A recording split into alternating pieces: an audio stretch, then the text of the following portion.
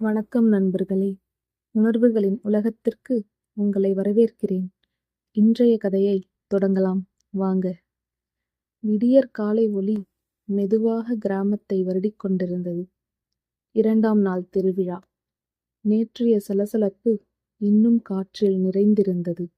ஆனால் இன்று அந்த காற்றுக்குள்ளே ஒரு புதுசான எதிர்பார்ப்பு. கோவிலின் பக்கத்து குளம் அருகில் கார்த்திக் நின்றிருந்தான். அவன் கையில் தண்ணீர் குடம். ஆனால் அவன் பார்வை மட்டும் அந்த நீரில் இல்லை. அவன் நினைவில் நேற்றைய அந்த ஒரு நொடி, அந்த விழுந்த தருணம், அந்த தொடுதல், அந்த பார்வை. யார் அவள்? அவன் மனசு மெதுவாக கேட்டது. டேய், இன்னும் அவளையே நினைச்சுக்கிட்டு இருக்கியா? முருகன் பின்னால் இருந்து கிசுகிசுத்தான். கார்த்திக் சற்றே திரும்பினான். டேய், நீ பாட்டுக்கும் இஷ்டத்துக்கு பேசாதடா, கார்த்திக் சொன்னான். பேரே தெரியாதவளுக்கு இவ்வளவு ஃபீல்னா தெரிஞ்சா என்ன ஆகும்னு தெரியலையே. கண்ணன் சிரிச்சான். பாண்டி உடனே, இன்னைக்கு தெரிஞ்சிருண்டா நான் ஃபீலிங் என்னன்னு சொல்றேன். அவங்க எல்லாரும் சிரிச்சாங்க. அதே நேரம் காவ்யா அவள் கையில் பூத்தட்டுடன் கோவிலுக்குள் வந்தாள். மல்லி அவளோடு பக்கத்தில். ஏய், இன்னும் அந்த பையன் நினைவிலே இருக்கியா? மல்லி சிரிச்சா. காவ்யா சின்ன சிரிப்போட, என்னடி நீயும்? நான் இல்ல, உன் கண்ணுதான் சொல்லுது. அவர்கள் குளத்து பக்கம் வந்தார்கள். அந்த தருணம் கார்த்தியின் கண்கள் அவளை கண்டது. காலை ஒளியில் அவள் இன்னும் மென்மையாக தெரிந்தாள். முடியில் மல்லிகை, முகத்தில் எந்த அலங்காரமும் இல்லை. அந்த இயல்பே ஒரு அழகு. ஒரு நொடி இருவரின் பார்வையும் மீண்டும் இணைந்தது. காவியா இந்த தடவை பார்வையை திருப்பல. சின்ன தயக்கம் இருந்தாலும் அவள் நின்றாள். போடா, இதான் சான்ஸ் என்று முருகன் கார்த்திக்கை தள்ளினான். போய் பேசுடா, கண்ணன் சிரிச்சான். கார்த்திக் மெதுவாக அவள் பக்கம் நடந்தான். அவன் இதயம் அவன் அடிகளை காட்டிலும் வேகமாக துடித்தது. காவியா அவன் வருவதை பார்த்து கொண்டே நின்றாள். அவள் விரல்கள் பூத்தட்டின் ஓரத்தை சற்றே அழுத்தமாக பிடித்து கொண்டது. கார்த்திக் அவள் அருகில் வந்து நின்றான். சில நொடிகள் அமைதி. நேத்து அவன் மெதுவாக ஆரம்பித்தான். காவியா தலை தூக்கினாள். நேத்து நான் அவன் சற்று தடைப்பட்டான். உங்களுக்கு ஹெல்ப் பண்ணேன். அவள் சிரித்தாள். தெரியும். அதுக்காக நான் தேங்க்ஸ் சொல்லணும்னு நினைக்கிறீங்களா? அவள் மெதுவாக கேட்டாள். கார்த்திக் சிரிச்சான். இல்ல, ஆக்சுவலி நான் தான் சொல்லணும். ஏன்? அந்த நேரம் நீங்க விழுந்திருந்தா நான் இன்னும் பயந்திருப்பேன். அந்த பதில் காவியாவை ஒரு நொடி அமைதியாக்கியது. அவள் மெதுவாக சிரிச்சா. நான் நல்லாதான் இருக்கேன். சிறு இடைவெளி. காற்று மெதுவாக வீசியது. உங்க பேரு? கார்த்திக் தைரியம் சேர்த்து கேட்டான். அந்த ஒரு கேள்வி காவியாவின் முகத்தில் நாணத்தை வரவழைத்தது. அவள் பார்வையை சற்று குனிஞ்சா. அவள் உதட்டில் ஒரு மென்மையான சிரிப்பு. காவியா, அவள் மெதுவாக சொன்னாள். அந்த பெயர் கார்த்தியின் மனசுக்குள் மெதுவாக விழுந்தது. காவியா. அவன் மீண்டும் மெதுவாக உச்சரித்தான். நல்ல பேரு. உங்க பேரு? அவள் கேட்டாள்.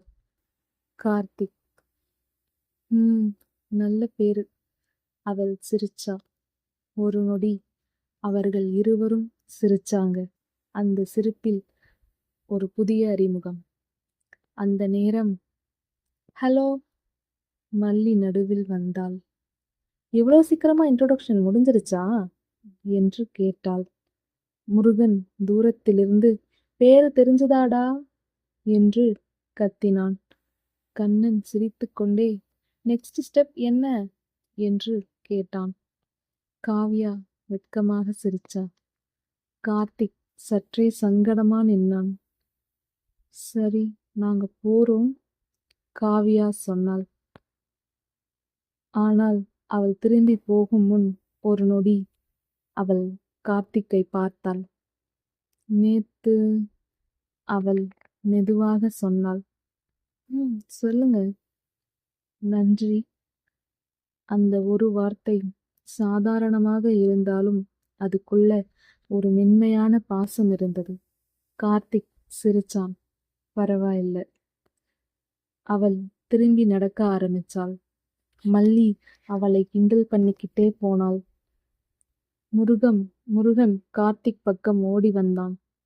டேய், பேரு தெரிஞ்சிருச்சுடா, கார்த்திக் சொன்னான். கண்ணன், அடுத்தது லவ் லெட்டர் தான். பாண்டி, இது ஆரம்பம் தான்டா, கார்த்திக் சிரிச்சான்.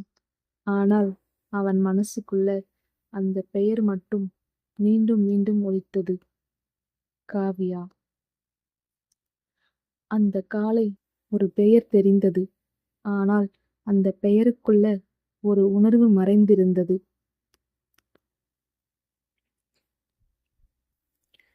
மதியத்தின் வெப்பம் மெதுவாக குறைந்து மாலை நேரத்தின் மென்மையான தென்றல் கிராமத்தை வருட ஆரம்பித்தது.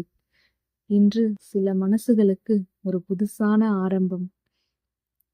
கோவிலின் பக்கத்து பந்தல் அருகே கார்த்திக் வேலை பார்த்து கொண்டிருந்தான்.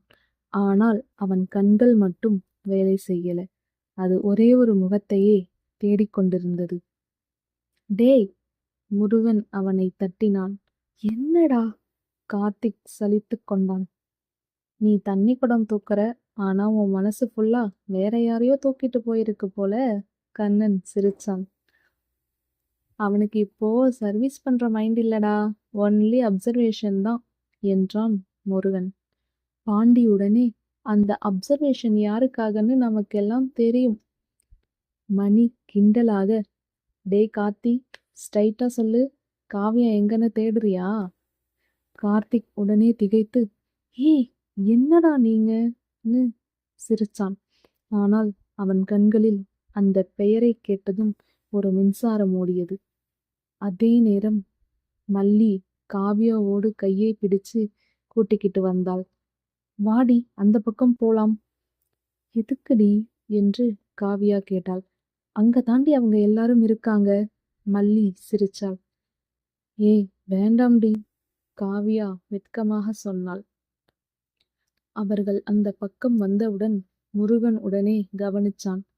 டேய், டார்கெட் வந்துட்டாங்க.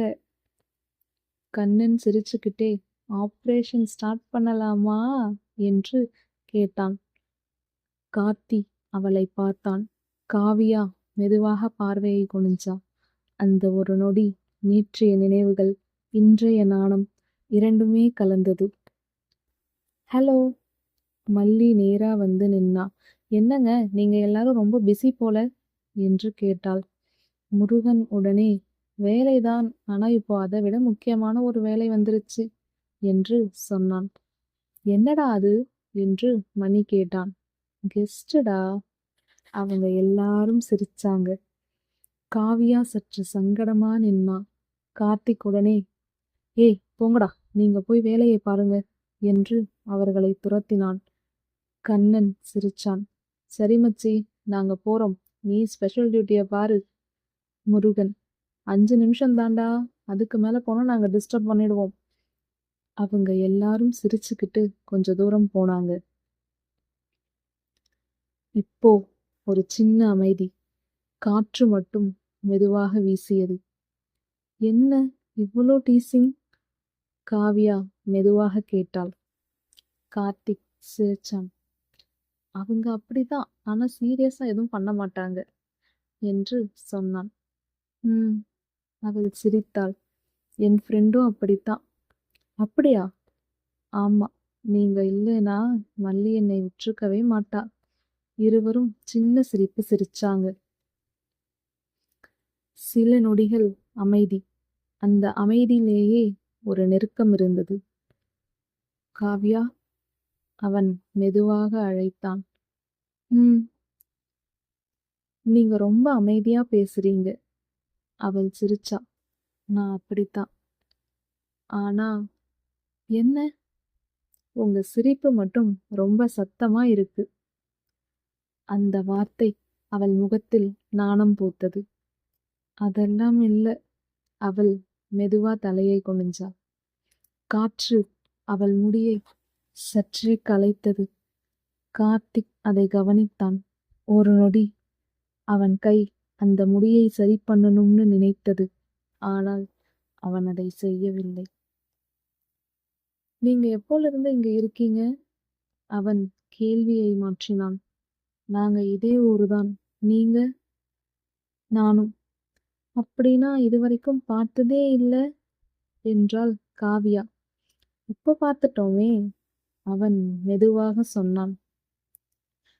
அந்த லைன் ஒரு சாதாரண பதில் மாதிரி இருந்தாலும் அதுக்குள்ள ஒரு நுண்ணியமான அர்த்தம் இருந்தது.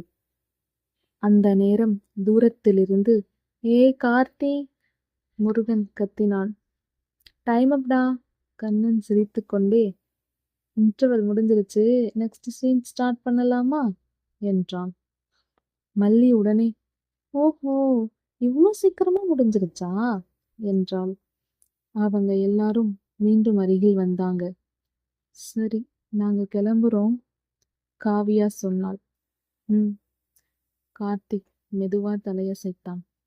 ஆனால் அவள் திரும்பி போகும் முன், நாளைக்கும் வருவீங்களா?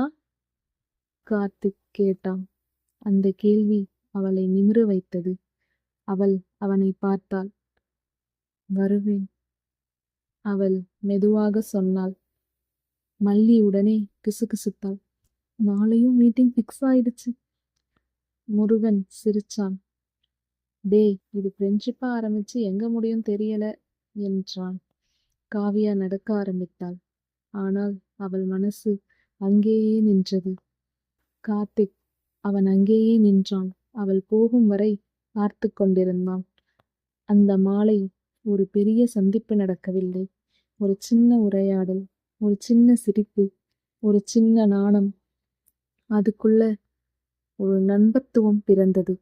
ஆனால் அந்த ஃப்ரெண்ட்ஷிப்குள்ள மறைந்து கிடந்தது ஒரு மெதுவான காதல்.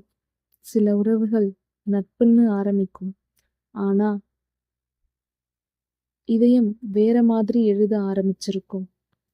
காதல் எல்லாம் பெரிய வார்த்தையில வராது. சின்ன சின்ன பார்வையில தான் ஆரம்பிக்கும். பெயர் தெரிஞ்சது ஒரு விஷயம். ஆனா அந்த பெயரை நினைச்சா, சிரிக்க ஆரம்பிச்சா அதுதான் உணர்வு. நண்பன் என்று தொடங்கும் சில உறவுகள் இதயம் எழுதும்போது காதலாக மாறிவிடும். இந்த கதையோட கண்டினியூவேஷனை தெரிஞ்சுக்க நம்ம சேனலை சப்ஸ்கிரைப் பண்ணிக்கோங்க. நன்றி.